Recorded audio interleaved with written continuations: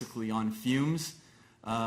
We had a deal that had been put together, and we had one lead investor that was going to do 600 or 650,000 of, and they just kept going from investor meeting, partner meeting to partner meeting. It was the partner meeting from hell.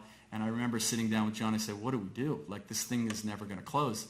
And he says, "You got to give him an ultimatum, and it's yes or no." And so we did, and they said no. I said, "That wasn't such a good idea." And the problem was, they were the big money, right? And they were the local money, and they were the smart money, right? And so all the other guys were effectively angels. We had Montreal Startup, which was an angel fund that could only do 150. We had David Shimandi that was writing a check for 100, and we had these two European cowboys that were also putting in like 50 grand each. And so John said, "Well, why don't you call up the angels and see if they're still in, because they may fall out, and then what do we do?" So I called Oliver, and it was a Tuesday, and I said, "Oliver, I have good news and bad news. The good news is we still love you."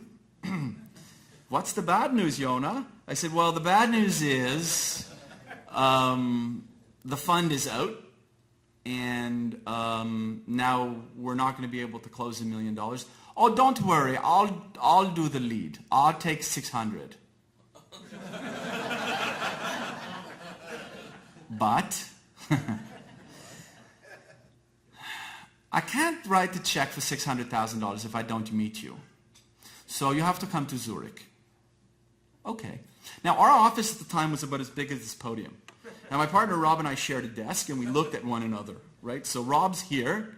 I think he was eating pistachios, and I'm here. And we're looking at each other, and he hears me on the phone, and it's like 11 o'clock in the morning, and I'm talking to Oliver, and Oliver's saying, "Come to Zurich." And I'm saying, "Sure." And I said, "I can be there tomorrow," because I'm on kayak looking at flights. And Rob's looking at me, and he's making hand gestures, and like pistachios are flying everywhere. And he's like motioning, and I'm like, "I can't talk to you now. I'm making plans to go to Zurich." And I hang up the phone, and Rob says, "What did you just do?" And I said, "Well, I'm going to see Oliver in Zurich." "Okay, great news. I think he's still in." And he goes, "You know how much it costs to go to Zurich, like now?" I go, "Yeah, I do. It's $3,500. He goes, "We don't have $3,500. I said, "I know." He says, "Do you think he'll pay us back?" That's how naive we were. I said, "I don't think so, but Rob, here's the deal. I'll put it on a credit card. I'll pray it goes through. And if this thing doesn't go through, I'll pay you back." Right. So I run home to get a change of clothes, because the flight's at 2 o'clock. I say, "Rob, you got to print like 3-4 versions of the business plan, because I don't know how many people are going to be there. I'll get a change of clothes. I'll whip back by the office. And then I'm going to go to the airport, and I'm going to go meet Oliver." Fine. He prints the business plans. I get my stuff, get on a plane. It's an overnight flight. I land in Zurich at 11 o'clock. He picks me up. We go to the Hyatt Regency in Zurich. If you've ever not been there, go. It's amazing. We go to this. He rents a boardroom. Okay, it's like, I think the Treaty of Versailles was signed at this boardroom. So there's like me and Oliver and this like enormous oak table that's like made from like Bavarian wood, right? And it's just the two of us, and for 5 hours we go through my business plan, line by line. Now, Oliver at the time had invested in 11 other companies that do exactly what we do in every major country in the world. So he had a flash sale company in Brazil, and one in Switzerland, and one in Romania, and one in India, and one in Mexico. He knew my business better than I did. So everything that I had in there was kind of like conjecture, theory, and he knew where all the problems were. And it was like 5 o'clock, and I was toast. And he takes off his glasses. See, he wears glasses. And he closes his computer, and he goes, "You look tired." I go, "Yeah, I'm tired. I'm really tired." He goes, you like Thai food?" I go, "Yeah, I like Thai food." He goes, "Here's the thing. I like you. You're a nice guy. But I can't invest in your business." That's what I said. I was crestfallen. But then, like, I rallied. You got to rally, right? I'd spent like 20 years in corporate life, and I knew what this was. This was the test, right? He's just testing me. Do I really believe in my numbers? And so I started, like, trying to understand where his issues were.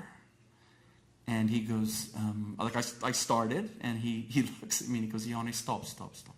He says, you clearly have never done business with a German before.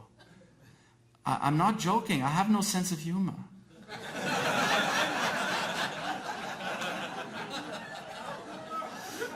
So he says, go take a nap. You need to rest. And we'll go for dinner. We're not going to talk business at all. That's encouraging. So he takes me for a lovely, the Thai food was amazing. I was really focused on the food. And then around 10 o'clock, I learned a lot about him. I learned he was, first of all, a delightful human being. And, I figured, I was starting to chalk it up. Well, at least I got to meet a really successful entrepreneur, and, I'll use this in my next business. And then just as we were drawing to a close, he goes, you know what? If you really want, here are my big problems with your business plan. Number one, you're not aiming high enough. You're trying to build a business that in 5 years is $30 million. What's that? It's nothing. You think like a Canadian. And he goes, why on earth are you trying to make money? Because that was our business plan. Because everybody we ever met in Canada said, you got to make money. Sounds familiar, John? We got to make money. You'll never grow that big. Here's what I say to you. I would invest in your business if you can show me a business plan where you're not doing $200,000 a month by the end of the year. I need $1 million by the end of this year per month. Like, that's impossible. And I don't want you to attract 3,000 members a day. I need 30,000 members a day.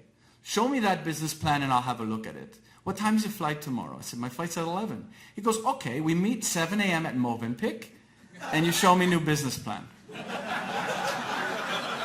Okay, well, the first one took us 3 months to build, so 8 hours on no sleep. This should be a piece of cake, right? So I call Rob and I say, how'd it go, right?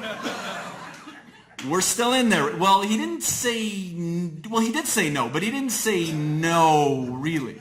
So we got another shot. So we were up all night.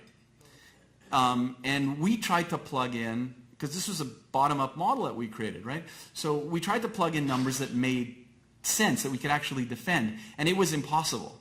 Every number that we had to put in that got us to the numbers he was looking for was a fantasy. We didn't think we could possibly ever do it. We got to a business plan that said that we would do $800,000 in December. So it was even short, and I just thought this was a joke. And here's the best part was, the $1 million, if we got the check end of January, we'd be out of money by July. It was the stupidest looking business plan I'd ever seen. Numbers we couldn't hit, and we'd be bankrupt in 3 months. I showed it to Oliver. He says, okay, I invest. He goes, this is a business plan.